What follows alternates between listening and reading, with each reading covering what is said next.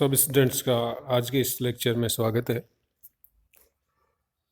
आज मैं आपको घूमती हुई निर्देश फ्रेम में निर्देशांक रूपांतरण बताने जा रहा हूँ। हमने मान लिया दो फ्रेम है, एक एस और एक एस डैश। एस फ्रेम स्थिर है और एस डैश फ्रेम उसके चारों तरफ एक नियत कोणीय वेग ओमेगा से रोटेट करती है।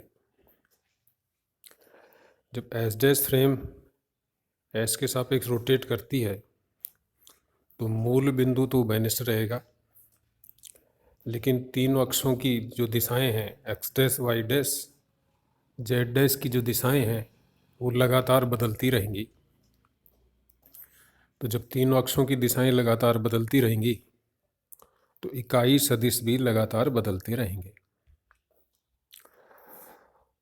हमने मान लिया कोई पी बिंदु है जिसके निर्देशांक एस फ्रेम का जो प्रेक्षक है वो मापता है एक्स, वाई, जेड और टी, और एक्स एस डैश फ्रेम का जो प्रेक्षक है वो उन निर्देशांकों को मापता है X dash, Y dash, Z dash और टी डैश। अब इस पी बिंदु को मूल बिंदु से मिलाएं तो दोनों फ्रेम के जो मूल बिंदु हैं वो बेनिस्ट है और ओ डैश एक ही जगह पर है। तो पी को मूल बिंदु से मिलाएंगे तो एस फ्रेम का स्थिति सदिश आर और एस डैश फ्रेम का स्थिति सदिश आर डैश दोनों सेम होंगे, यानी कि R equal to R dash. तो अगर निर्देशांकों के रूप में लिखें तो R equal to R dash equal to X I cap plus Y J cap plus Z K cap और equal to X dash I dash cap plus Y dash Z J dash cap plus Z dash के dash cap. अब इस equation में से हम R equal to X dash I dash plus Y dash j dash plus Z dash के dash equation लेते हैं और इसका समय के सापेक्ष अवकलन कर देते हैं। तो अवकलन करेंगे तो d r upon D T equal to d x dash upon D t into i dash plus x dash into d I dash upon D t.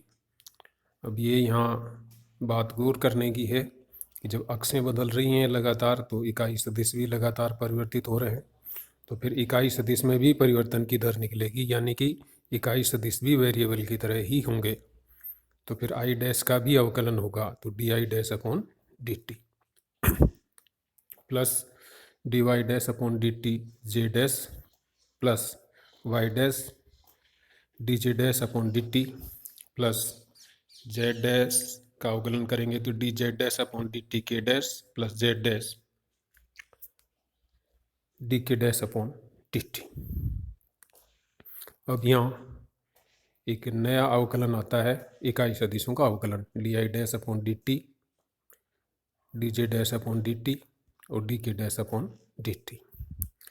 इसको ज्ञात करने के लिए हम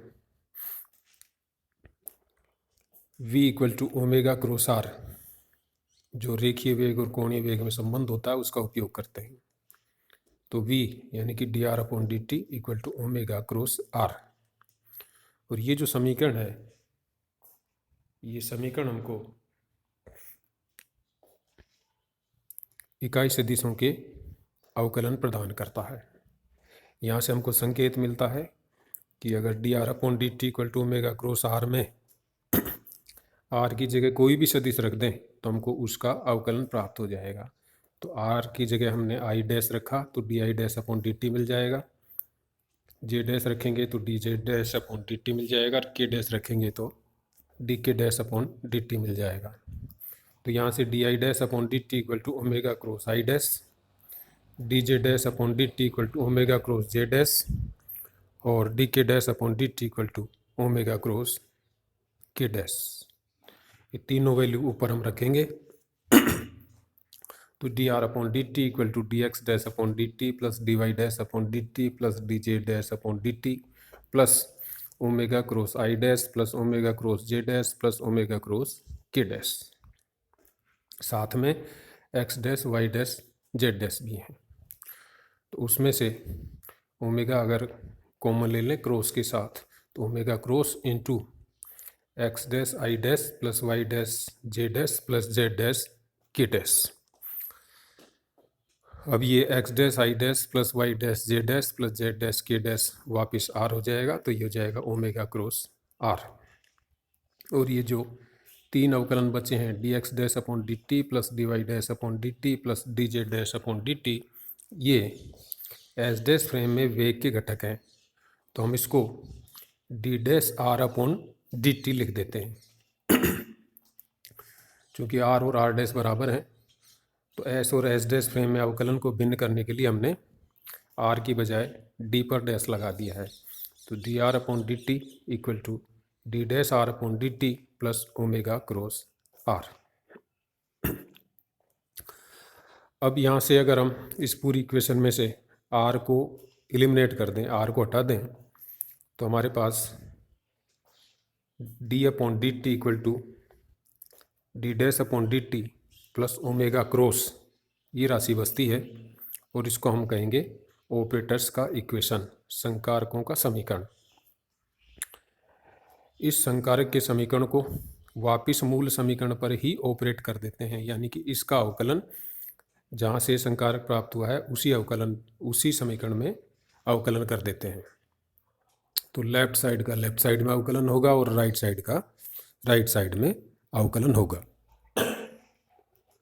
तो लेफ्ट साइड में d two r upon D t square हो जाएगा equal to D dash two r upon D t square plus omega cross d r dash upon d dash r upon D T plus omega cross r plus omega cross d dash r upon D T, या d two r upon D t square equal to D dash two r upon D t square plus two omega cross d r upon D T plus omega cross are.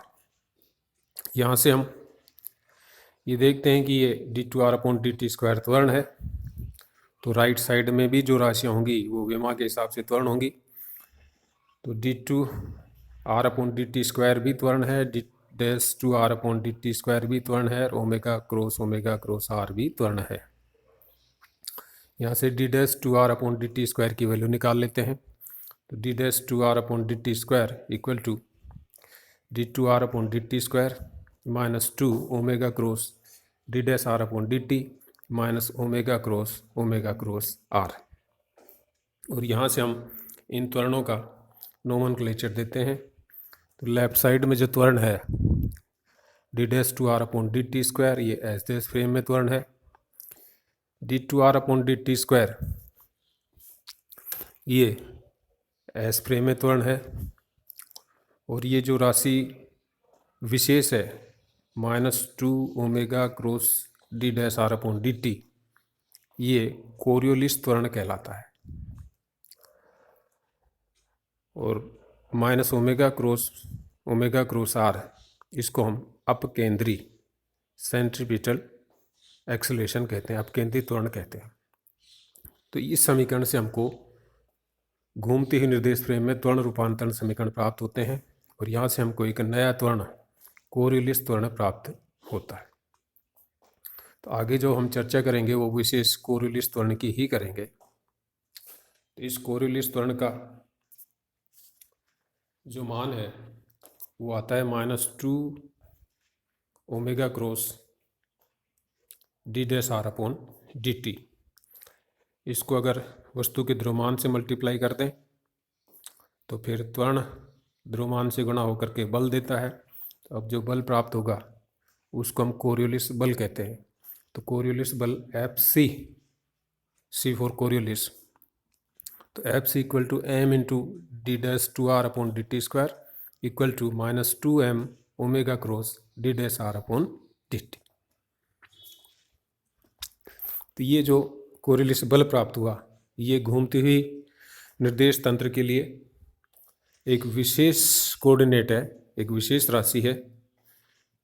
आगे चल कर के हम देखेंगे कि ये कोरिलेस बल बहुत सारी प्राकृतिक घटनाओं को प्रभावित करता है। तो कोरिलेस बल equal to -2m omega cross d dash r upon dt, अर्थात ये वस्तु के द्रव्यमान और वस्तु के एस डैश फ्रेम में वेग के क्रॉस गुणा और द्रव्यमान से गुणा होकर के दुगना होता है विद माइनस साइन। ये कोरिलेस बल प्राप्त होता है। अब अगर हम यहाँ से देखें F equal to -2m omega cross d dash r upon dt से, तो ये कोरिलेस बल शून्य होगा यदि m इक्वल टू 0 हो, यानी कि वस्तु का द्रव्यमान शून्य हो तो शून्य द्रव्यमान की वस्तु पर कोई कोरिलेस बल नहीं लगता। दूसरा केस है यदि ओमेगा इक्वल टू 0 हो, अर्थात एस डैश फ्रेम अगर घूर्णन करना बंद कर दे तो कोरिलेस बल शून्य होगा, अर्थात स्थिर फ्रेम में कोरिलेस बल नहीं लगता है। कोरिलेस बल केवल घूर्णन करती हुई फ्रेम में ही लगता है, जिसके लिए ओमेगा नॉट इक्वल टू 0 होता है। तीसरा केस है कि यदि ओमेगा और d dash r upon dt दोनों एक दूसरे के पैरेलल हों, एक दूसरे के समांतर हों, तो इनके बीच का कोण होगा 0 और क्रॉस गुणा हो जाएगा 0, तो कोरिलेस बल भी हो जाएगा 0। तो अगर जिस दिशा में एस डैश फ्रेम घूम रही है वस्तु का रेखीय वेग भी उसी दिशा में हो, तो उस स्थिति में कोरिलेस बल का मान 0 होता है। इस प्रकार कोरिलेस बल के शून्य होने की ये 3 स्थितियां होती हैं कि m 0 हो, ओमेगा 0 हो या ओमेगा और d dash r upon dt एक दूसरे के पैरेलल हो। आगे चल करके जैसे मैंने बताया कोरिलेस बल के बहुत सारे एप्लीकेशंस हैं। इन कोरिलेस बल की सहायता से हम प्राकृतिक घटनाएं जैसे चक्रवात का आना, नदियों द्वारा कटाव और पृथ्वी पर रेखीय गति कर रहे वस्तु पर गति के कारण जो कोरिलेस बल का प्रभाव है, ये कोरिलेस बल के द्वारा समझाया जा सकता है।